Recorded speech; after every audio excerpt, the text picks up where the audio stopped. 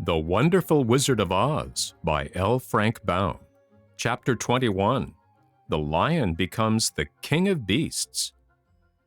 After climbing down from the China Wall, the travelers found themselves in a disagreeable country, full of bogs and marshes, and covered with tall, rank grass. It was difficult to walk without falling into muddy holes, for the grass was so thick that it hid them from sight. However, by carefully picking their way, they got safely along until they reached solid ground. But here the country seemed wilder than ever, and after a long and tiresome walk through the underbrush, they entered another forest, where the trees were bigger and older than any they had ever seen. "This forest is perfectly delightful," declared the lion, looking around him with joy. "Never have I seen a more beautiful place." "It seems gloomy," said the Scarecrow. "Not a bit of it," answered the lion. "I should like to live here all my life.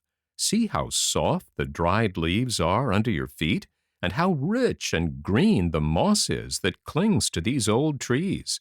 Surely no wild beast could wish a pleasanter home." "Perhaps there are wild beasts in the forest now," said Dorothy. "I suppose there are," returned the lion, "but I do not see any of them about."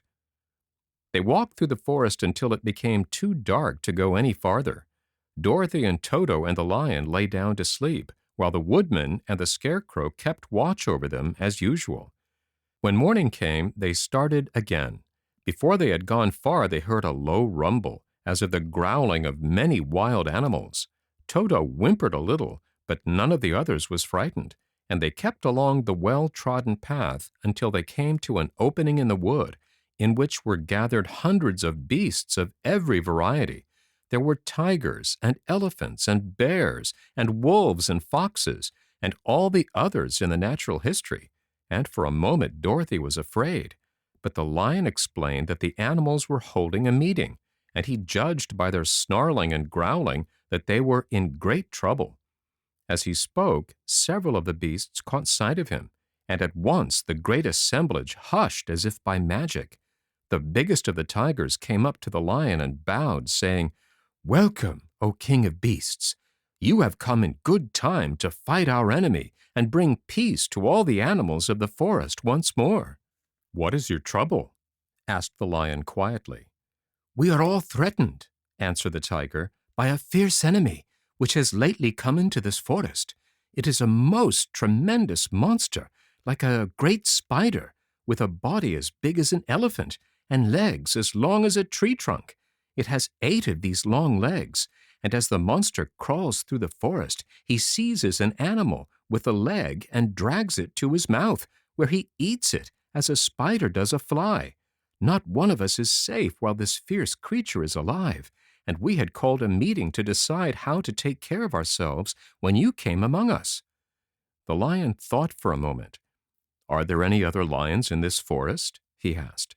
"No, there were some, but the monster has eaten them all, and besides, there were none of them nearly so large and brave as you." "If I put an end to your enemy, will you bow down to me and obey me as king of the forest?" inquired the lion. "We will do that gladly," returned the tiger, and all the other beasts roared with a mighty roar, "We will!" "Where is this great spider of yours now?" asked the lion. "Yonder, among the oak trees," said the tiger, pointing with his forefoot. "Take good care of these friends of mine," said the lion, "and I will go at once to fight the monster." He bade his comrades goodbye and marched proudly away to do battle with the enemy. The great spider was lying asleep when the lion found him, and it looked so ugly that its foe turned up his nose in disgust. Its legs were quite as long as the tiger had said, and its body covered with coarse black hair. It had a great mouth, with a row of sharp teeth a foot long, but its head was joined to the pudgy body by a neck as slender as a wasp's waist. This gave the lion a hint of the best way to attack the creature, and as he knew it was easier to fight it asleep than awake, he gave a great spring and landed directly upon the monster's back.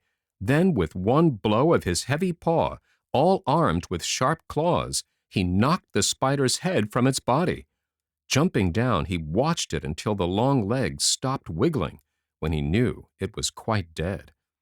The lion went back to the opening where the beasts of the forest were waiting for him and said proudly, "You need fear your enemy no longer." Then the beasts bowed down to the lion as their king, and he promised to come back and rule over them as soon as Dorothy was safely on her way to Kansas.